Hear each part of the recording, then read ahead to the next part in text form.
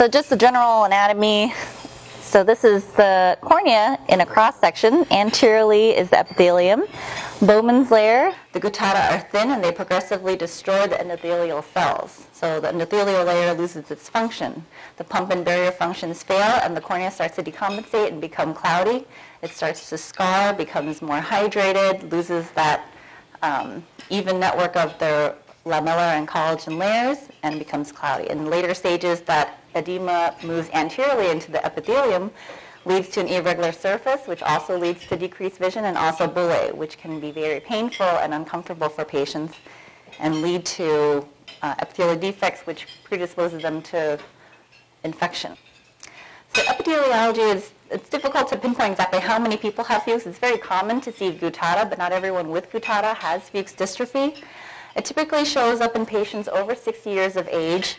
However, guttata can be seen as early as in their 40s and 50s, and they're just asymptomatic. And so often a lot of patients will show up in their 40s, they have the guttata, but they don't actually have symptoms or progressive disease until later in their 60s. It can be inherited through autosomal dominance, or also even just spontaneous mutations. So there may be a family history of Fuchs dystrophy in patients. There may be just the first time showing up in a genetic line from spontaneous mutation. It's typically a bilateral disease. However, it's most often asymmetric, so one eye will be a little more severely affected than the other eye. And there's a slight higher incidence and earlier presentation in women than men. So an overview we'll go over here. So diagnosis is usually just through clinical. So through a history and physical exam, you can diagnose Fuchs dystrophy. But there's also some diagnostic procedures that help kind of track the progression. And so with the history, again, patients usually show up in their 40s and 50s with a guttata. They don't necessarily have the decreased vision at that point, but that's kind of when you start noticing the changes in the endothelium. They'll complain of reduced vision or fluctuating vision, so it may change throughout the day. It tends to be a little blurrier in the morning when the edema is worse, and as the day progresses, their vision improves. They can complain of glare and halos when the edema is starting. They can also have foreign body sensation or pain, especially when the bullae are developing and they have epithelial defects or just irregular surface issues. They usually present with a family history of corneal disease, or they may just say, someone in my family had a corneal transplant, I'm not sure what it is. But Fuchs dystrophy is the most common reason for patients over 60 to have a corneal transplant. And they will complain sometimes of worsening symptoms after ocular surgery, such as cataract surgery. If they had other intraocular surgery, sometimes that disrupts the endothelial layer. Loss of the few endothelial cells that they have left can aggravate the symptoms and lead to decompensation. So in physical exam, we could break it down to 3 clinical stages. So in the first stage, you see the guttata. It presents very early on. Typically, it's more centrally in the cornea and then progresses more peripherally. You can also see some pigment dusting in the endothelium, which makes it look like a beaten metal appearance. So sometimes it looks like just kind of a fine layer of the pigment from the iris and the endothelium. Usually at this stage, the vision's still 20/20, so they can still see well. They're not needing any medical treatment, but they may complain that the quality of their vision is good. So they may complain of some mild glare, halos, or just the quality of one eye isn't as sharp as the other, but they still correct well. By stage 2, that's when the corneal edema and haze begin. The endothelial folds begin to develop because of the corneal edema. Descemet's membrane can start having these wrinklings or striae. The epithelial edema and microcysts also start to develop as the edema moves anteriorly, and that leads to the bullae. So they look like blisters on the surface, which is here. So you can kind of see it starts to look like a little bubble, and sometimes they'll burst, and then you'll get a large epithelial defect, which is very painful. You can use bandage contact lens. You have to put them on antibiotic steroids. So certainly it's a very uncomfortable process for the patient. And the corneal sensitivity is also decreased just because the epithelial nerve endings are starting to be destroyed from all the edema and the scarring. And in stage 3, the final stage, is when more of the fibrosis is starting. And so you'll see more scarring down. So it's not just the bullae and the edema, but there's actually permanent fibrosis that occurs in the cornea, which will not resolve even with medical treatment. Corneal vascularization will start, or pannus, in the periphery, and a move more centrally, which will also affect the vision. And there's also a reduction of epithelial edema just because the tissues are starting to scar down, but you'll still have this stromal edema. And so the vision doesn't improve. They're just less painful because they have less bullae from having all the scar tissue forming. And so the layers kind of start to tighten and form. So they're usually more comfortable, but the patient's vision gets worse. And usually at this stage, they definitely would need to proceed to a surgical procedure. So some diagnostic procedures that you can do. So pachymetry is a great thing to do just even for anyone who is asymptomatic, comes in with maybe just some guttata, just to get a baseline of where their normal central corneal thickness is. If you see a progression through a couple years, that's kind of showing signs they are starting to decompensate. So usually if a patient starts around 540 or 550, they start to get to about 620 microns. That's kind of a sign that they most likely will potentially decompensate. If a patient has guttata and their central corneal thickness remains the same, certainly we can just observe them. They don't really need any medical treatment as long as their vision is still good. Also, we can do a specular microscopy, which takes a picture of the endothelial cells here. So you can see these are the cells, and these blacked out areas are the areas of guttata that have destroyed the endothelial cells. And so with specular microscopy, you can evaluate the endothelial cell count, actually count how many endothelial cells there are, but also see the size and shape of the endothelial cells. So in a normal cornea, the shape should be very uniform. They should be all about the same size. But in Fuchs dystrophy, the cells are trying to spread out to make up for the areas of lost endothelium. So they're irregular in shape and also different sizes. So differential diagnoses are really anything that can cause endothelial deposits that look like guttata or pseudoguttata, or will cause corneal edema. Sometimes it's hard to tell when a patient comes in, they just have severe corneal edema. They may have had just a previous herpetic stromal keratitis and have scarring from that. Pigment dispersion syndrome will show kind of that beaten metal appearance as well, just from the pigment on the endothelium. Same thing with granulomatous uveitis. They can also have pigment that causes the dusting on the inside of the endothelium. Pseudophakic or aphakic bullous keratopathy, so patients who've had previous cataract surgery, sometimes their endothelial will also decompensate, and it leads to a similar presentation as well. So with eye syndrome, again, the endothelial dystrophy, but they tend to be younger patients as well as the congenital dystrophies. TAS is also something that you usually see in a post-operative patient that has a corneal decompensation and posterior polymorphic membrane dystrophy. So those are a little less common. They tend to be younger patients. What you'll see with Fuchs dystrophy, it tends to be an older patient. They've had guttata for a while if you've been following them for years, and so it kind of creeps up slowly. It's not something that's very sudden. So with treatment, it depends on the severity of the disease. So if it's a mild disease, you can just observe them. You take a pachymetry, you can check them annually. You don't really need to start any kind of eye drops or medical regimen at this time if their vision still corrects well. When they do start to show signs of decompensation, you can start them on Miro 128 5% drops. Or you can use ointment. I find the ointment actually works a little bit better, but it does blur their vision. It's a little goopier. And so they can use it just at bedtime. But if they can tolerate during the day, using it 2 or 3 times during the day is helpful as well. And it's just over the counter. And so they don't need a prescription for it. They can get it readily available. And when they do develop things like the bullae or the epithelial defects, you can use a bandage contact lens over that area until it heals. But again, remember to put them on antibiotic eye drops just for the time being to cover for any kind of infectious keratitis. If they have coexisting glaucoma, you can treat their pressure, but avoid carbonic anhydrase inhibitors such as dorzolamine, because that will actually hinder the endothelial pump and make the Fuchs dystrophy get worse. And again, after the medical treatment, if that fails and they still continue to decompensate and have severe corneal scarring, then they are a candidate for surgical intervention. And so surgical intervention includes a corneal transplant. There's 3 different kinds. So traditionally, the oldest form would be a penetrating keratoplasty, which is a full thickness transplant.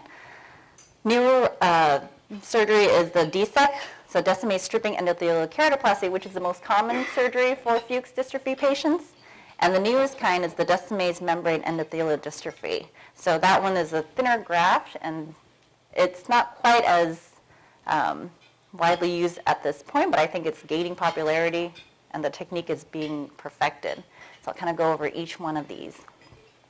So the penetrating keratoplasty, it's a full thickness graft. The entire cornea is replaced. And so you can do it with a conventional blade or with an intralaser or femtosecond laser. So conventional blade, the cornea is actually cut with a tree fine. So there's a circular blade where it's placed on the patient's cornea. And usually it's about 8.5 or 9 millimeters. The blade is cut all the way through the patient's cornea, and a similar size or slightly larger one is used on the donor graft. And that donor graft is placed over that area and is sutured into place. Some surgeons will use interrupted sutures, so you may see small little sutures, about 12 to 16 of them, with a running suture, which means one continuous one all around. Or some people will do just one continuous one where it's 24 bites, or each one will just be interrupted. So it's kind of a variation and it's kind of surgeon dependent. But they're very fine. It's only like a small suture, and they usually stay into place for at least a year with the conventional type of penetrating keratoplasty. The interrupteds can sometimes be removed a little earlier to adjust for astigmatism, and as you probably all know, the penetrating keratoplasty, it's very common to have very irregular astigmatism afterwards, so adjusting the sutures will help with that. The intralaser or femtosecond laser enabled is nice because there's a lot less astigmatism. So the way this is done, there's no blade that cuts through the cornea. The patient is set up where the laser cuts the cornea the way the surgeon designates the cut. So you can have it going straight down, you can have it kind of a zigzag, or a top hat where it cuts into different shapes. And so the donor graft is also cut the same way at the eye bank. And so the two pieces fit together like a puzzle.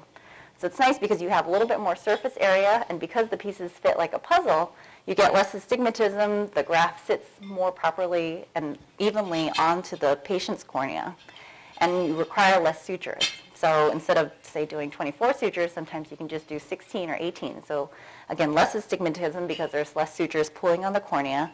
The patient's eye heals faster, and so because of the increased surface area, the keratocytes on the cornea heal and bind faster. You can remove the sutures sometimes as early as 6 months in young, healthy patients. There's less risk of suture breaking because there's less sutures, and it just tends to heal a lot faster, and their vision is corrected a lot better afterwards. Of course, the downfalls of doing intralaser femtosecond laser enabled is that it's a two-step procedure. So usually they'll have the laser cut the first day, then they'll have to come to the OR, the operating room, the next day and have the donor graft placed. But it does cut down on the time when they're in the operating room. So it's nice. And also just cost, because insurance companies don't pay for the femtosecond laser portion, and so the patient would have to pay for that out of pocket. But it is definitely a more superior way of doing the graft just because of the outcome and the decreased astigmatism. So possible complications with penetrating keratoplasty, of course, infection. Anytime you do surgery on the eye, there's risk of infection. So patients are placed on antibiotics for a week. There's risk of wound leak, and usually that's early on. You'll see that in the first day or two. If a suture is too tight or if there's gapping in the graft and the donor, the wound will leak.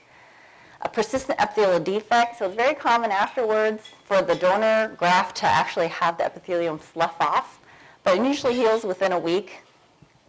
A broken suture, so that's not a terrible complication if it's interrupted sutures. However, if it's a running suture and you have a broken suture within the first couple of months, you'll have to go back and do another running suture. Risk of elevated intraocular pressure, of course irregular astigmatism, which we would correct afterwards with rigid gas permeable contact lenses, or even doing an astigmatic keratectomy in the office, which is just doing a small incision similar to a limbal relaxing incision. There's risk of cataract with doing intraocular surgery, and of course the risk of graft rejection and graft failure. So usually patients are on steroids for at least a year, steroid eye drops for a year to prevent graft rejection or failure. Sometimes it happens anyway, and you can just increase the steroids. Luckily, it only happens about 15% of patients within the first few years get a rejection, but not all rejections fail. So hopefully if you catch them early enough, you can start them on steroids immediately, and the failure rate is much lower. So the other kind of corneal transplant is a DSEC, which is just a partial thickness graft. And so instead of the entire cornea, it's just the endothelium, descemes, and partially stromal layer. Whereas DMEC is even a thinner graft. It's only endothelium and descemes. So then usually you can cut the graft yourself. I usually have the eye bank cut the graft because for them, if something goes wrong intraocularly, I only have one cornea. So the eye bank will do the cut, send the donor graft, and most of them will do the DSEC cut. And so the DMEC is nice because it is a quicker recovery. It's a thinner graft, and so it tends to recover a little more quickly. You don't have that extra stromal area that can cause some opacity.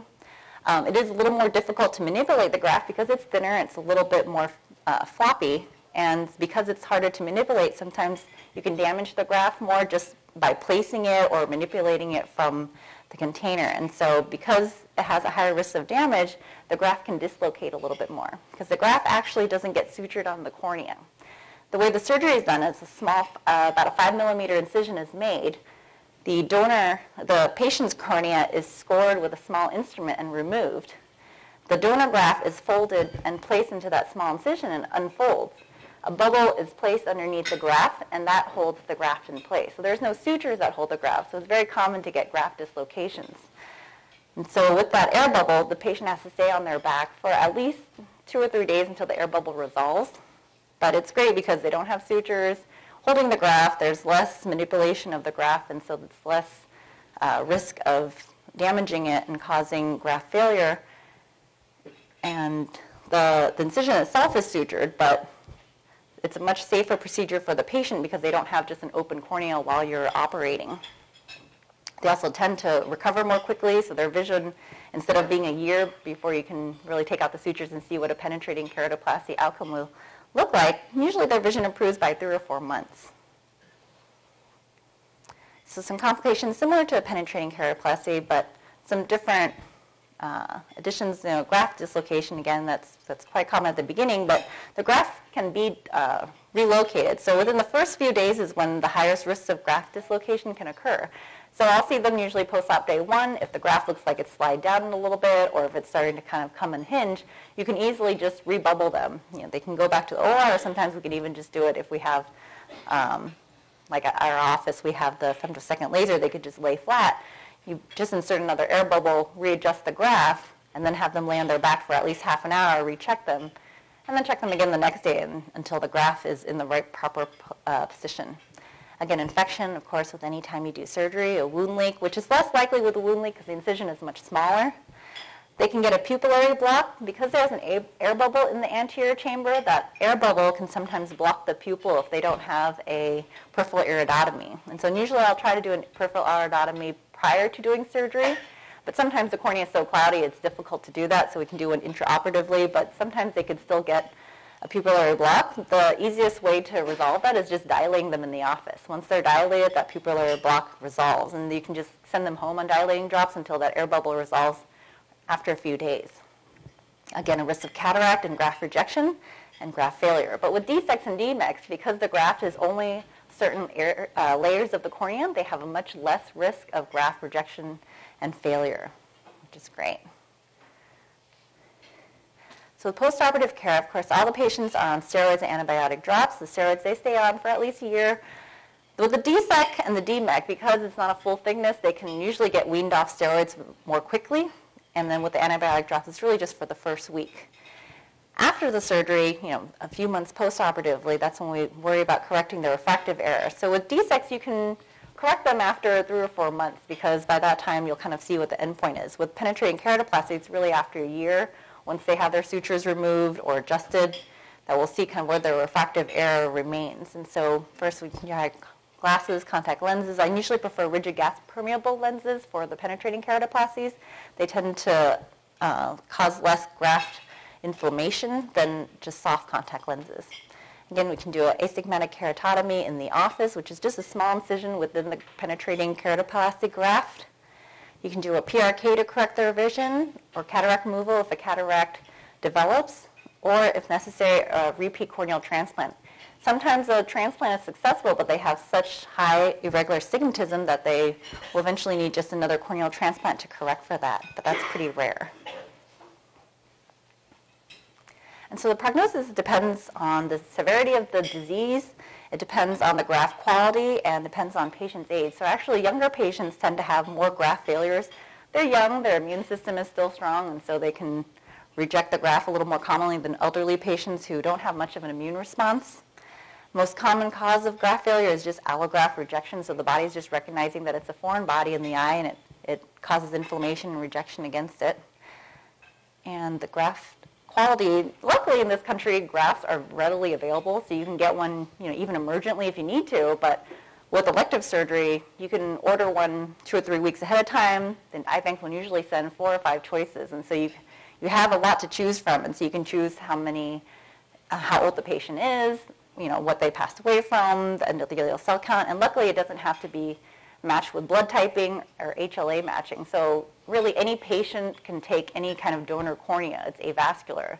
So it's nice that it's readily available in this country. And so the failure rate, it's about 35% after 5 years. Really, it's a little bit less nowadays, especially with DSEC. It's probably only more about 10% at 5 years. And so fortunately, there's a newer form of doing keratoplasty that's much, much less risk for patients. And that's it. Does anyone have any questions?